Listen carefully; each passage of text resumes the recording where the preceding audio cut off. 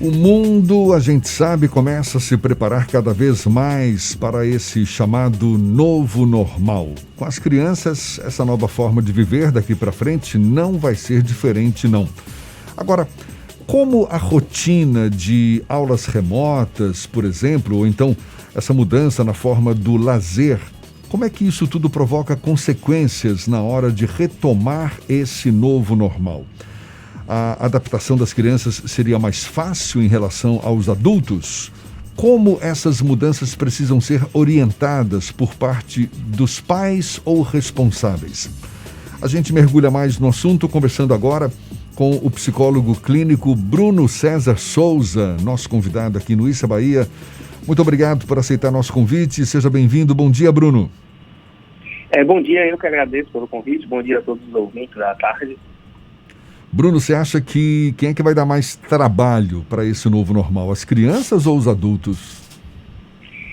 Eu acho que o trabalho maior vai estar em quem não tiver uma coerência sobre o que está acontecendo, porque as crianças elas tendem a responder muito bem quando o universo delas está explicado pelos pais, pelos professores, pelos familiares de maneira geral. Uma grande questão para elas é que elas não têm a mesma compreensão que um adulto, teoricamente, tem do mundo. Então, quando elas encontram um mundo que foi bem explicado pelos pais, com coerência, porque é difícil explicar o que vai acontecer, a gente não sabe. Mas uma criança ela consegue perceber quando aquilo está sendo explicado com honestidade, em que você vai descrevendo o que é essa mudança, quais são as possíveis demandas de uma volta. Então, se isso for bem explicado para ela, se for coerentemente explicado, a tendência é que as crianças tenham mais facilidade que a gente, realmente. Você tocou em pontos importantes, a questão da honestidade e da real percepção do que está acontecendo. Você acha que os adultos estão preparados para ensinar para as crianças esse novo normal? Eu não sei lhe dizer se eles estão preparados, porque isso depende de cada adulto, de cada situação. Mas a gente pode tentar mostrar alguns caminhos. E um principal, uma coisa que sempre vai funcionar bem com crianças, é que você seja honesto no sentido de quais são as expectativas. Quando é que a escola volta? Filho, eu não sei. Ou filha, eu não sei quando é que a escola volta. Mas quando ela voltar, quais são as possíveis coisas que vocês vão ter que fazer lá? Então, trabalhar a ideia de distanciamento social, retrabalhar a ideia de etiqueta. Outro dia eu estava conversando com um colega e ele me contando que estava entrando num elevador desse de consultório e estava com a cabeça baixa no celular. Quando ele estava entrando, ele levou uma mãozada no rosto. Uma mulher, sai daqui, eu já estou aqui dentro. E ele estava me contando isso meio perplexo. Então, essas etiquetas sociais, todas elas vão ser refeitas. Então, em escola, em restaurante, no parquinho, no play. Então, trabalhar com as crianças, coisas que elas já foram trabalhadas ao longo da vida e que elas vão precisar repensar. Como é que eu cumprimento um amigo? Como vai estar diante de uma professora, principalmente ali na primeira infância, na segunda, sem poder abraçar, sem poder beijar, sem poder estar em contato físico com colegas. Então, é preciso, independente de saber quando vamos voltar, já ir trabalhando com as crianças esse novo ambiente que elas vão ter que estar por um tempo. Agora, Bruno, independentemente desse novo normal, que a gente vai acabar lidando com ele mais cedo ou mais tarde, essa mudança de hábitos, não é, ocasionada pelo isolamento social, isso se verificou como um fator a mais para aumento da ansiedade, não é? Muitas crianças agitadas, especialmente para aquelas com desenvolvimento atípico. Para evitar essas mudanças comportamentais, o que se recomenda para que a família aumente os cuidados para prezar pela manutenção da consciência ou da consistência comportamental? O que você sugere? Primeiro, acho que a gente tem que entender isso com realidade, no sentido de que é impossível que você não tenha algumas sequelas, que você não tenha consequências emocionais de um processo desse. Porque esse processo ele mexe com coisas muito importantes, como a rotina. Então ele destrói a rotina, basicamente a gente tem que criar uma nova e dentro do que for possível. Então isso com crianças, e principalmente com crianças com qualquer transtorno de desenvolvimento, isso é mais intenso. Então esse é um primeiro momento, entender que isso vai ocorrer. Não tentar fugir da ansiedade, do medo. Eles fazem parte desse momento e vão fazer parte da retomada. Porque a retomada é estar indo para um mundo que eu preciso voltar, mas que ele continua sendo perigoso. E perigoso de uma maneira complicada que eu não sei nem de onde está vindo, ele é microscópico o perigo. Então, entender que isso vai estar aí é essencial. E, de novo, aquela ideia de ter uma técnica chamada história social, que é quando você trabalha com crianças que não têm ainda a capacidade de compreender da maneira que a gente explica.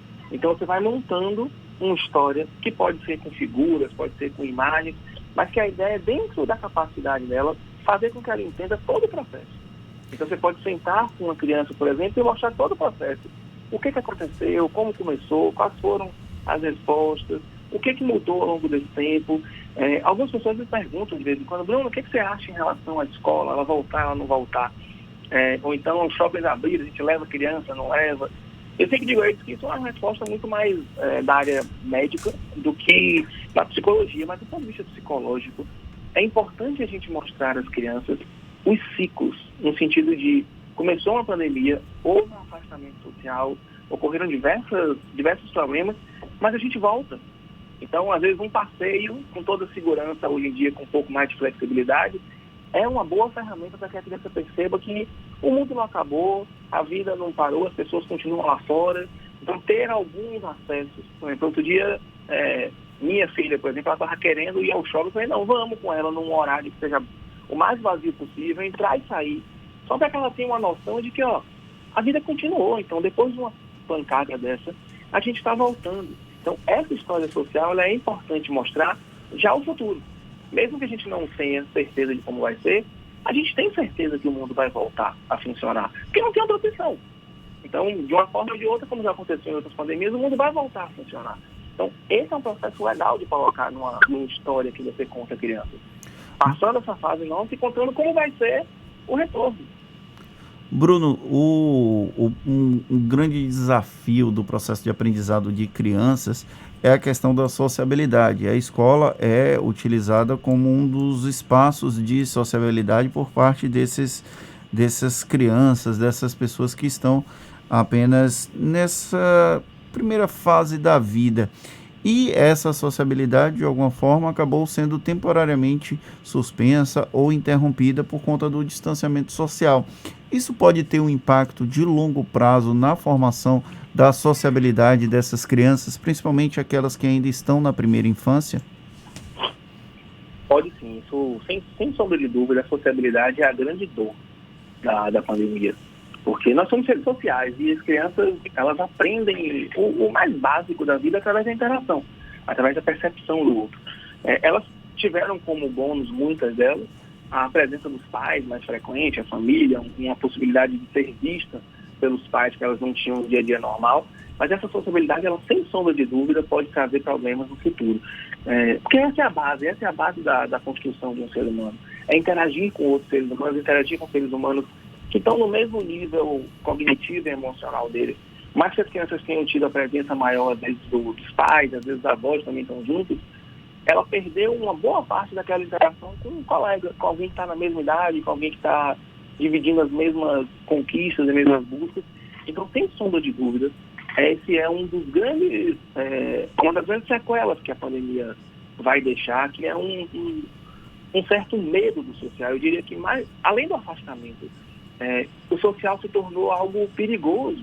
Então, receber um abraço, receber um presente, se a gente for pensar nisso, você recebe, às vezes, durante a pandemia, alguns coleguinhas fazem bolo virtual, mandam um cupcake para casa, aquilo chega e, via de regra, é um presente de um amigo que está chegando, você quer ver, quer mexer, peraí, calma, vamos higienizar primeiro, passa álcool em tudo. Então, o social, ele se tornou um indício de perigo e não vai deixar de ser no retorno. Então, além do isolamento, as crianças também, os adolescentes, vão lidar com essa sensação que é muito ruim, que é de o outro ele é um perigo, o outro ele pode ser um perigo para mim. Então, sem sombra de dúvida, essa é uma das grandes questões a se trabalhar, tanto nas escolas, quanto nas famílias, quanto com os psicólogos e psiquiatras. Bruno, nesse esforço para minimizar o máximo possível, não é, esses efeitos negativos de comportamento das crianças e tal, quais habilidades você sugere que devem ser ensinadas ou estimuladas para essa melhor compreensão da realidade que nos cerca? Uma habilidade essencial para você compreender a realidade é você ter a capacidade de verbalizar, de traduzir o que você está sentindo. Isso a gente aprende geralmente na prática, no facão, vai ouvindo e fazendo, mas em situações de grande estresse emocional, elas podem ser propulsores para um desenvolvimento mais acelerado, desde que você tenha como codificar, como simbolizar aquilo que você está passando. Então, uma habilidade essencial para ser treinada, isso aí vale para as escolas, vale para os profissionais, e essencialmente para as famílias, é a de conseguir puxar essa criança para algumas conversas ou para algumas atividades, pode ser através de filme dá essa possibilidade, conversas, essa história social que eu falei, mas fazer com que elas sejam capazes de entender quais foram os sentimentos ali. Então, o que foi medo, o que foi a tristeza, o que foi a raiva, o que foi frustração. Algumas crianças passaram por experiências piores do que a outra por questões sociais, por desigualdade, às vezes por simplesmente alguns episódios estavam marcados. Então, uma criança que tinha um grande aniversário marcado por um momento e não pôde ocorrer. Ela compreendeu. Mas o que ela sentiu com isso? Como é que a gente trabalha essa frustração? Então, uma ferramenta muito boa para situações de crise é que você seja capaz de trazer à tona, de maneira clara, dentro da linguagem da criança, o que é que ela sentiu, como é que ela lida com aquele sentimento, o que é que ela faz. E essa é uma pergunta que eu ouço muito dos pais, mas na maior parte das vezes, o que a gente faz com o sentimento é ter um colo. Porque existem sentimentos que você não tem muito o que fazer. Eu estou triste porque meu aniversário foi adiado. O que você faz com isso? Você fica triste. É uma resposta natural e humana. A diferença aí é quando eu tenho consciência do que eu estou sentindo a tristeza, do porquê que eu estou sentindo, e eu tenho um suporte para passar por isso. Os sentimentos, eles têm uma coisa muito bonita, que eles oscilam com muita frequência, eles duram pouco. Se eles vierem, forem sentidos, forem aceitos sentir, depois eles vão se embora. E não fica aquela marca da criança, nem no adulto. Se esse caminho não é permitido, quase um caminho de fluir esse sentimento, se ele não é permitido, aí a gente tem mais problema. Essa tristeza vai desaparecer depois em outro lugar. Tá dado o toque, saber ressignificar essas experiências todas que a gente está vivenciando, não é? Olha, muito obrigado, Bruno César Souza, psicólogo clínico, dando essa luz aí pra gente que está vivenciando, não é, esse momento aí tão desafiador. Muito obrigado mais uma vez pela sua disponibilidade. Bom dia e até uma próxima, Bruno. Bom dia, muito obrigado. Mais um papo que vai estar disponível logo mais na íntegra nos nossos canais no YouTube, Spotify, iTunes e Deezer. Agora 8h46 na Tarde FM.